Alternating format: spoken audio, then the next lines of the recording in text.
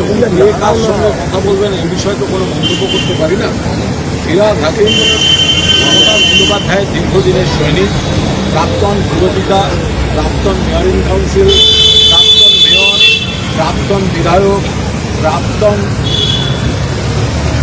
এখনও বিধায়ক, প্রাক্তন মন্ত্রী, এখনও বিধায়ক, নিশ্চিতভাবে বিধায়ক, প্রাক্তন মন্ত্রী এবং সংগঠনের অন্যতম গুরুত্বপূর্ণ নেতা। তিনি যদি কারোর সাথে কোনো কথা বলে থাকেন, কী কথা বলেছেন সেটা না জেনে আমি কোনো মন্তব্য করব না। তবে তারপরে বেরিয়ে ফিরহাদ হাকিমের আমার সঙ্গে দেখা হয়, বেশ কিছু কথা হয়, আমি তার উপর দাঁড়িয়ে কোনো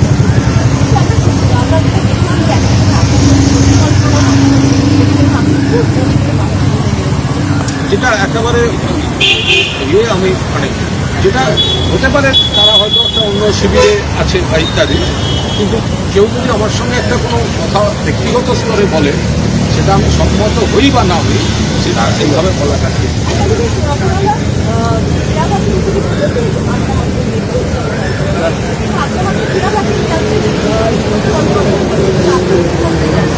তার কারণ আমার মনে হয়েছে যেভাবে বিরোধী দলনেতার পদটি এবং ভরটি অনৈতিকভাবে স্পিকার একটি কয়েকজনকে দিয়েছেন, তো সেটা আমার মনে হয়েছে যতক্ষণ না আমার দলের কোনো সিগন্যাল পাবে ততক্ষণ আমার ঘরে বসবো, কেউ না থাকলে একা বসবো।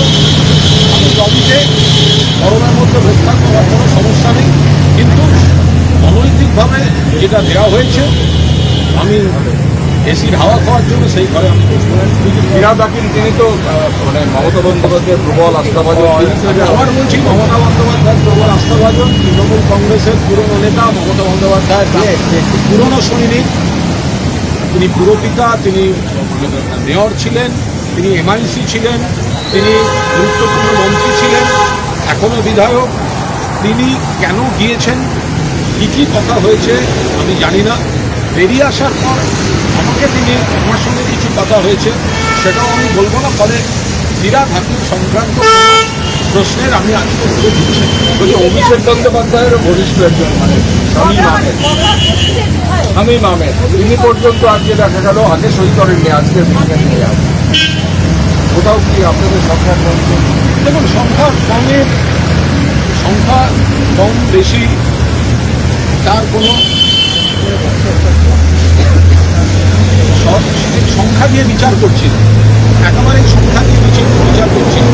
আমি আবার বলছি, তৃণমূল কংগ্রেসের দলের তরফে প্রতীকে মমতা বন্দ্যোপাধ্যায়ের প্রার্থী হিসেবে 1 মাস হয়েছে এই বিধানসভায় এসে। এখনই কোনো শিবির বদল বা অন্য কিছু এত বড় বিশ্বাসঘাতকতা করতে পারবো না। আমাকে আমার জীবনে একসময় দল বিপদে ফেলে দিয়ে পাশে দাঁড়ায়নি, কিন্তু দল যখন বিপদে যদি একজনও দাঁড়িয়ে থাকে মমতাদির পাশে, সেটা কিন্তু কুণাল ঘোষ দাঁড়িয়ে থাকে।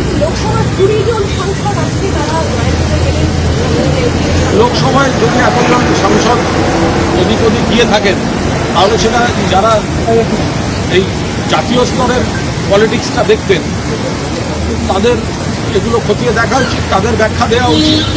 এটা তো এরও ঘাড়ে দায় চাপিয়ে হবে না, শুধু যেন বিজেপির ঘাড়ে দায় চাপানো না।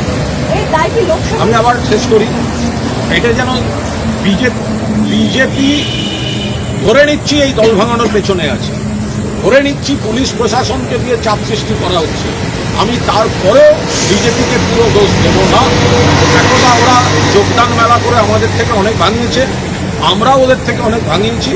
আমি যদি তর্কের খাতিরেও ধরে নিই ওরাই রাষ্ট্রশক্তির অপব্যবহার করে ভাঙাচ্ছে, নামিয়ে ইত্যাদি করে ভাঙাচ্ছে, আমাদের দুটো জায়গা দেখা দরকার। একটা হচ্ছে যারা ভাঙছে তারা কি কচি বাচ্চা যে তারা সব চলে যাচ্ছে, কেন যাচ্ছে, কী জন্য যাচ্ছে, একটা প্রশ্ন সেখানে আসবে। আর 2 হচ্ছে, যদি MP লেভেলেও এতজন ক্ষুব্ধ হন বা শিফট করেন, তাহলে আমাদের নেতৃত্বকে আঙুল চুষছিলেন, তারা কি করছিলেন, তারা কেন যোগাযোগ রাখেন? কেউ হঠাৎ চলে যাচ্ছেন, হঠাৎ নাকি তাদের NDA প্রেম জেগে উঠছে, তাহলে কি আমাদের নেতৃত্বের সঙ্গে যাদের দায়িত্ব, যারা অল ইন্ডিয়ার সব বড় বড় পদে, তো তাদের সঙ্গে কি এই সাংসদদের বা এই নেতাদের কমিউনিকেশনটা কমে যাচ্ছিল বা কমে গেছিল? এটা হয় নাকি কখনো যে এতজন লোক একসঙ্গে চলে যাচ্ছেন? আর ওখানে কি বলে, ওখানে আমাদের সব বড় বড় পদাধিকারীরা জাতীয় রাজনীতি দেখেছেন, আর এখন আমরা সবাই মিলে বলবো ওই বিজেপি ভাঙাচ্ছে। নিশ্চয়ই বিজেপিকে সমর্থন করব, কিন্তু যারা যাচ্ছেন তাদের অনেকের নানা অঙ্ক এবং আমাদের নেতৃত্বের নিশ্চিতভাবে তাদের এই দায়িত্বটা নেওয়া দরকার, দায়টা নেওয়া দরকার। যে তাহলে তারা কি লিডারশিপ দিলেন, যে একটা লোক যদি রাগে গিয়ে থাকে, কোট আনকোট কোনো ব্যক্তিগত স্বার্থে গিয়ে থাকে, যেটাই যাক সেটা নেতৃত্বের সঙ্গে একটা যোগাযোগে থাকবে না, এটা কোনো কথা হলো? বলছি আজকে আমি এইভাবে বাইরে কারোর ব্যক্তিগত যা যা বলার বলবো না। আমি গতকালও পোস্ট করেছিলাম, আমি আজ আপনাদের সামনেই বলছি, আমি মমতা বন্দ্যোপাধ্যায়ের সঙ্গে থাকব, কিন্তু পার্টির ভুল হতে পারে কোথাও, কিন্তু ভুলের যদি রিপিটেশন হতে থাকে তাহলে কিন্তু সেটা ঠিক নয়। ভুল এক জিনিস, ভুল লোক বাছা এক জিনিস, কিন্তু ভুলের রিপিটেশন যদি হতে থাকে তাহলে এই ধরনের পরিণতি হবে। মমতা বন্দ্যোপাধ্যায়কে কারা বোঝাচ্ছেন, কারা কি বোঝাচ্ছেন, কি ফিডব্যাক দিচ্ছেন, সব ঠিক আছে, সব ঠিক আছে, হয় না কি এভাবে? আমরা তো যখন যে বিষয়ে সাবধানতা দেওয়ার চেষ্টা করেছি, আমার তো অল টাইম রেকর্ড, বারবার বারবার সাসপেন্ড। আমি আবার বলছি, আমার জীবনে খুব কঠিন সময় দল আমাকে বিপদে ফেলে আমার পাশে দাঁড়ায়নি, কিন্তু এই কুণাল ঘোষ যে ইচ্ছে চলে যেতে পারে, যারা চলে যেতে পারে, কিন্তু অসংখ্য কর্মী রয়েছেন, তাদের একজন হিসেবে কিন্তু মমতা ব্যানার্জির পাশে থাকবে। কিন্তু পাশাপাশি দলকে এই যে রিপিটেশন অফ মিস্টেকস, এটার থেকে কিন্তু বেরোতে হবে। বলছি কতটা ব্যর্থতা আপনার দলে যে মমতা বন্দ্যোপাধ্যায় অভিষেক বন্দ্যোপাধ্যায় যখন দিল্লিতে, তখন আপনার ব্যর্থতা শুধু নয়, এটা লজ্জা। ব্যর্থতা নয়, এটা লজ্জা।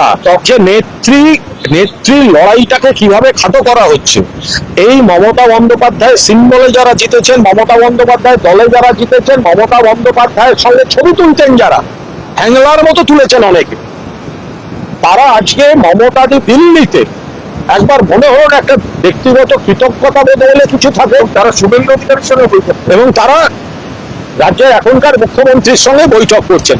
তাদের ব্যাপার, আমি কাউকে কোনো ব্যক্তিগত আক্রমণ করতে চাই না, কিন্তু এটা মমতা বন্দ্যোপাধ্যায় শুধু নয়, গোটা দলের পক্ষে একটা লজ্জাজনক পরিস্থিতি। কারা করেছেন, কারা দেখছিলেন দল? হয় নাকি কখনো ফ্যান ক্লাব, সচিবের ফ্যান ক্লাব, ফ্যান ক্লাবের ফ্যান ক্লাব, ফ্যানের ফ্যান ক্লাব, আর ওই ভিডিও দিয়ে বস বস বস, আর কি হচ্ছে?